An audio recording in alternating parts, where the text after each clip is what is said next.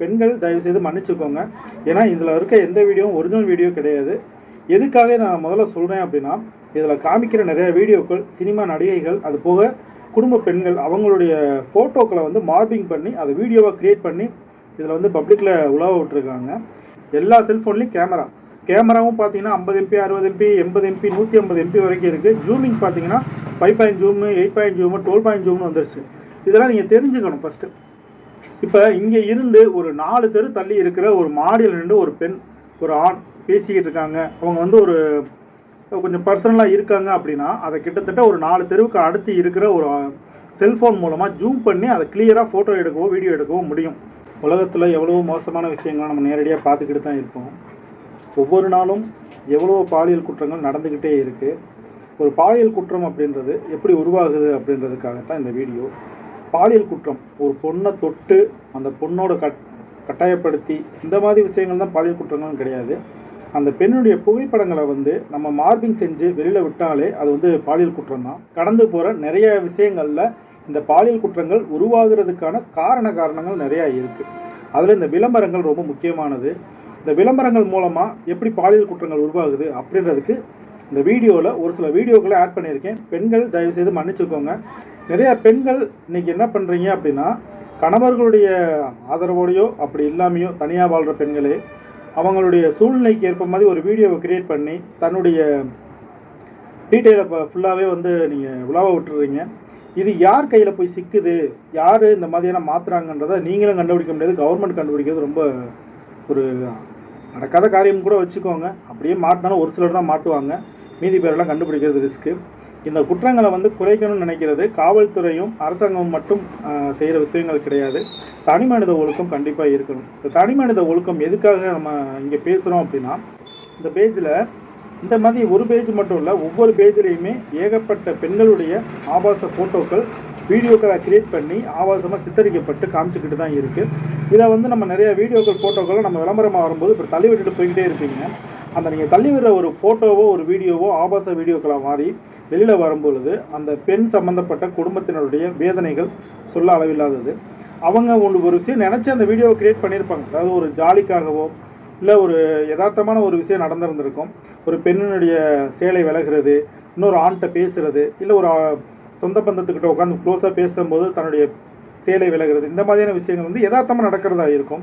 இதை ஒரு காலத்தில் வந்து திருட்டுத்தனமாக உட்காந்து பார்த்துருந்த காலங்கள் போய் இன்றைக்கி பார்த்தோன்னா நெட்டுக்கு நேராக அதை எடுத்து வீடியோவை க்ரியேட் பண்ணி இப்போலாம் யதார்த்தமாக நடக்கிற ஒரு விஷயத்தை அதை வீடியோ க்ரியேட் பண்ணுறதுக்காக நிறைய அப்ளிகேஷன் மூலமாக அந்த வீடியோக்களை ரொம்ப கிரிட்டிக்கலாக, அதாவது நம்ம எதிர்பார்க்க முடியாத அளவுக்கு அதை உண்மையாக ரெடி பண்ணி அதை நெட்டில் போட்டு பணம் சம்பாதிக்கிற குரூப் நிறையா இருக்குது. அந்த மாதிரியான குரூப்கிட்ட நம்ம ஃபோட்டோ மாட்டிக்கிச்சு அப்படின்னா அந்த மாதிரியான ஃபோட்டோக்களை வீடியோக்களை நீக்கிறதுக்காக கவர்மெண்ட்டில் இதுக்காக ஒரு தனி சட்டமே இருக்குது. நீங்கள் போய் கம்ப்ளைண்ட் பண்ணிங்கன்னா 24 ஹவருக்குள்ளே அந்த வீடியோ ஃபோட்டோஸ் ரிலீஸ் ஆகிரும். ஆனாலும் இது தெரியாத நிறையா பெண்கள் என்ன பண்ணுறாங்கன்னா, ஒரு காலத்தில் இருந்துச்சு தன்னுடைய மானம் போயிடுச்சு அப்படின்ற தற்கொலைக்கு முயற்சி பண்ணுறது, வீட்டை விட்டு ஓடி போய் எங்கேயாவது தற்கொலை பண்ணிக்குவாங்க, இந்த மாதிரியான விஷயங்கள் நடந்துக்கிட்டு இருந்துச்சு. ஆனால் இப்போ கொஞ்சம் சர்வசாதாரணமாக இருக்காங்க பெண்கள் வந்து இந்த மாதிரி விஷயங்களில். இப்போ இந்த மாதிரி க்ரியேட் பண்ணி வீடியோக்களை க்ரியேட் பண்ணி அதில் பணம் சம்பாதிக்கிற குரூப் நிறையா இருக்குது. நம்ம வெளியில் பார்க்கும்போது தெரியாது. ஏன்னா இப்போ எல்லார் கையிலையும் செல்ஃபோன், எல்லா செல்ஃபோன்லேயும் கேமராவும் பார்த்தீங்கன்னா 50 MP 60 MP 80 MP 150 MP வரைக்கும் இருக்குது. ஜூமிங் பார்த்தீங்கன்னா 5 point zoom 8 point zoom 12 point ஜூம்னு வந்துருச்சு. இதெல்லாம் நீங்கள் தெரிஞ்சுக்கணும் ஃபஸ்ட்டு.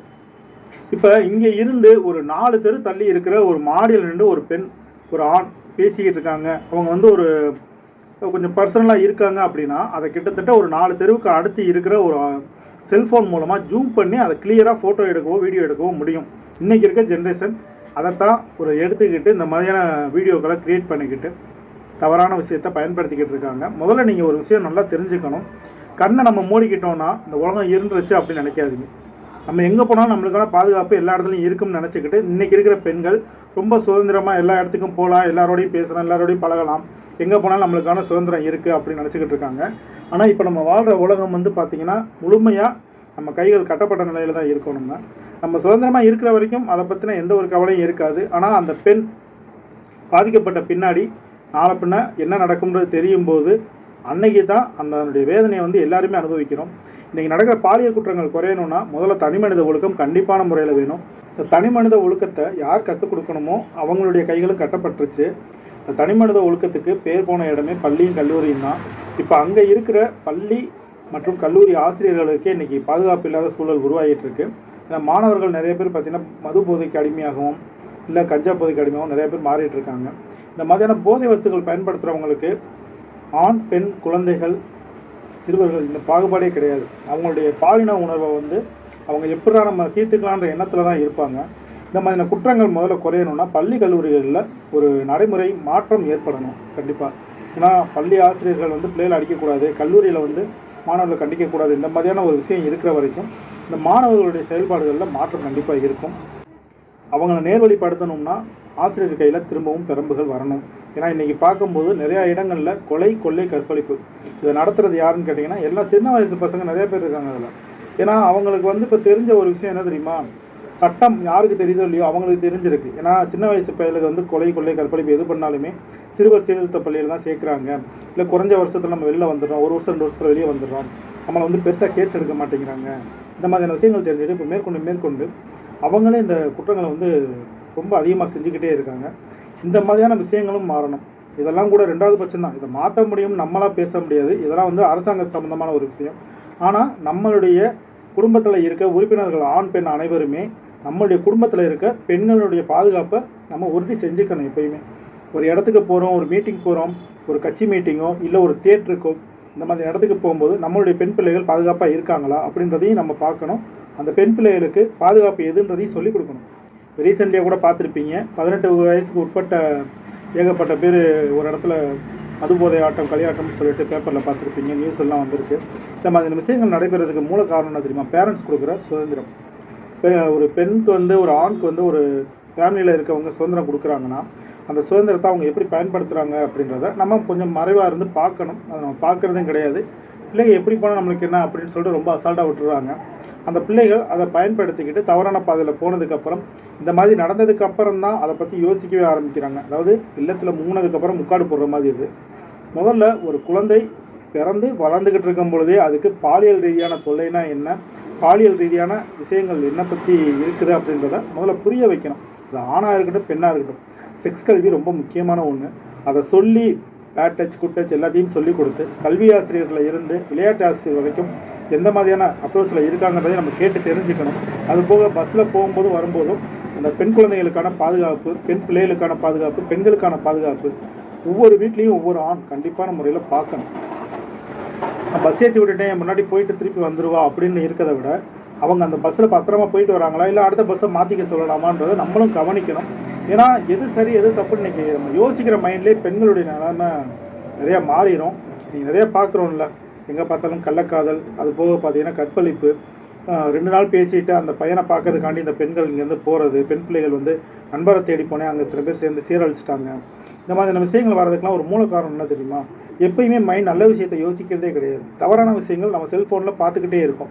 அப்போ தவறான விஷயங்கள் உருவாகிக்கிட்டே இருக்குது நம்ம மைண்டுக்குள்ளே. இந்த தவறான விஷயங்களுடைய பிரதிபலிப்பு தான் இந்த கற்பழிப்பு, கொலை, கொள்ளை, இது எல்லாத்துக்கும் மூல காரணம். ஸோ நம்ம யூஸ் பண்ணுற ஃபோனில், நம்ம பிள்ளையை பயன்படுத்துகிற ஃபோனில் எந்த மாதிரியான அப்ளிகேஷன் யூஸ் பண்ணுறாங்க இதெல்லாம் கொஞ்சம் பேரண்ட்ஸும் கவனிக்கணும். இப்போ இதில் இருக்க பக்கத்தில் இருக்க வீடியோவில் நீங்கள் பார்த்துருப்பீங்க, இந்த வீடியோவில் இருக்க பெண்களுடைய ஃபோட்டோக்கள்லாம் அவங்களாம் அப்லோட் பண்ண ஃபோட்டோக்கள். ஆனால் அந்த அப்லோட் பண்ண ஃபோட்டோக்களை மார்பிங் பண்ணி தான் இந்த மாதிரியான க்ரியேட்டிவிட்டியை பண்ணி அவங்க பணம் சம்பாதிச்சுக்கிட்டு இருக்காங்க. இதில் எத்தனை குடும்பத்தினுடைய பெண்கள் அவங்களுடைய ஃபோட்டோவை இப்படிலாம் இழந்துட்டு நிற்கிறாங்கன்னு தெரியலை. அவங்க கண்ணில் பட்டுச்சுன்னா அவங்க கம்ப்ளைண்ட் பண்ணி அதை ரிமூவ் பண்ணிக்கலாம். அப்படி இல்லை அப்படின்னா அது அதுக்குள்ளே உலாவிக்கிட்டே இருக்கும். அதை எடுத்து அதை திருப்பி வீடியோவை க்ரியேட் பண்ணி நிறையா பண்ணிகிட்டு இருக்காங்க. ஸோ தேவையில்லாமல் ஒரு இடங்களில் ஒரு பெண்ணினுடைய ஃபோட்டோவை பதிவிடுறதும் அந்த பெண்ணுடைய புகைப்படத்தை தவறான சித்தரிக்கிறதும் ஒரு குற்றமே. அதுவும் பாலியலில் முக்கியமான குற்றமாக கருதப்படுறது தான். ஏன்னா ஒரு பெண் தற்கொலை பண்ணிக்கிறா அப்படின்னா அந்த தற்கொலைக்கு தூண்டுறது இந்த மாதிரியான விஷயங்கள். ஒரு கொலைக்கு என்ன தண்டனையோ அதே தண்டனை எதுக்கும் கிடைச்சாகணும். இந்த மாதிரியான மாற்றங்கள் வர வரைக்கும் நம்மளை பாதுகாப்பாக வச்சுக்கணும். நிறையா பேர் இன்றைக்கி என்ன செய்கிறோன்னு தெரியாமையே ரீல்ஸ் போட்டு வீடியோ பார்த்துக்கிட்டு இருக்கோம். நம்ம அதாவது ஆண்களை பொறுத்த வரைக்கும் ஆண்களுக்கு ஒரு சமூகம் ஒரு மதிப்பு கொடுக்குது, பெண்களுக்கு ஒரு மதிப்பு கொடுக்குது அப்படின்னு நிறைய இடத்துல பார்த்துக்கிட்டு தான் இருக்கும். அதை மாற்றுறதுக்கு வழி இல்லை. என்னன்னு கேட்டிங்கன்னா, ஆண் எப்படி பார்த்தாலும் வெளில சுற்றிட்டு வெளில வந்துடுறான். ஏன்னா அவனுக்கு பொறுத்த வரைக்கும் சமூகத்தில் எப்பயுமே ஒரு நிரந்தரமான மதிப்பான ஒரு இடத்த கொடுத்துருது இந்த சமூகம். ஆனால் பெண்களை பொறுத்த வரைக்கும் 1 மணி நேரம் லேட்டாக வந்தாலுமே அந்த பெண்ணுக்கு ஒரு தவறான பேர் உருவாகிறது இன்னும் நடந்துக்கிட்டு தான் இருக்குது. இதனால் பெண்கள் என்ன நினைக்கிறாங்க, சார் நம்ம எப்படி இருந்தாலும் எவ்வளோ கஷ்டப்பட்டாலும் நம்மளுடைய வாழ்க்கை இப்படி தான் கேள்விக்குறியாக தான் போய்கிட்டு இருக்குது. ஸோ நம்ம சுதந்திரமாக இருந்து நம்மளுக்கான வாழ்க்கையை வாழ்ந்துக்கோன்னு நினச்சி நிறைய பேர் இந்த வீடியோ போடுறது, ரீல்ஸ் போடுறது நிறையா உள்ளே வரீங்க. அதை லிமிட்டாக பண்ணிக்கிட்டு இருக்க வரைக்கும் அவங்களுக்கு எந்த பிரச்சனையும் இல்லை. அப்போயுமே நிறையா தொல்லைகள்லாம் வந்துக்கிட்டு தான் இருக்கும். அவங்க என்ன பண்ணுறாங்கன்னா, அடுத்து இந்த பணம் சம்பாதிக்கிற மைண்டில் நிறையா வீடியோக்களை, தவறான வீடியோக்களை அப்லோட் பண்ண ஆரம்பிக்கும். அதில் 20% தான் அவங்க தவறான வீடியோக்களாக இருக்கும். அதை 100% மாற்றுறது இந்த மாதிரியான வீடியோக்கள். ஸோ நீங்கள் எந்த ஒரு இடத்துல காலை வைக்கிறதா இருந்தாலும் அந்த இடம் உங்களுக்கு பாதுகாப்பானதா, உங்கள் குடும்பத்தினருக்கு பாதுகாப்பானதா அப்படின்றத பார்த்துட்டு அதுக்கப்புறமா உள்ளே போங்க. ஏன்னா இந்த வீடியோவில் இருக்க நிறைய பேரை நீங்களும் பார்த்துருப்பீங்க. ஃபேஸ்புக்கில், ட்விட்டரில், இன்ஸ்டாகிராமில் ரீல்ஸ் எல்லாம் பார்த்துருப்பீங்க. இதெல்லாம் ஒரு மன உளைச்சல் ஏற்படுத்துகிற ஒரு வீடியோக்கள். இதே இடத்துல நம்மளும் இருக்கக்கூடாதுன்னு நினச்சிங்கன்னா தயவுசெய்து உங்களுடைய பாதுகாப்பை நீங்களும் கொஞ்சம் பார்த்துக்கோங்க. ரொம்ப கேர்ஃபுல்லாக இருப்போம். என்ன நடந்தால் என்னென்னு சொல்லி இருக்கிறதுக்கு நம்ம ஒன்றும் வெளிநாட்டில் கிடையாது, இந்தியா அதுவும் தமிழ்நாட்டில் இருக்கோம்.